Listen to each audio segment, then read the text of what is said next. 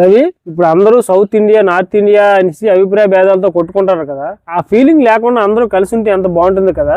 అవునరా, ఇప్పుడు నువ్వు అభిప్రాయ భేదాలు అంటున్నావు, కానీ ఒకప్పుడు సౌత్ ఇండియా నార్త్ ఇండియా విడిపోయే సిచ్యువేషన్ వచ్చింది. అది నీకు తెలుసా?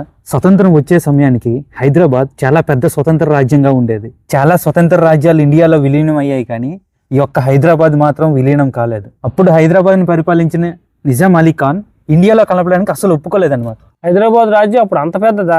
హైదరాబాద్ ఇండియాకి సెంటర్లో ఉండేది.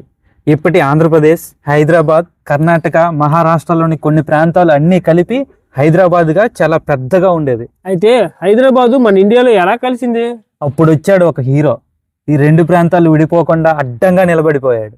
అతనే సర్దార్ వల్లభాయ్ పటేల్. అసలు ఏం చేశాడు అతను? ఏం చేశాడా? ఆపరేషన్ పోలో అని ఎప్పుడైనా విన్నావా? ఈ విలీనం ఆపడానికి హైదరాబాద్ ప్రభుత్వం 40,000 మంది సైన్యాన్ని తెచ్చుకుంది.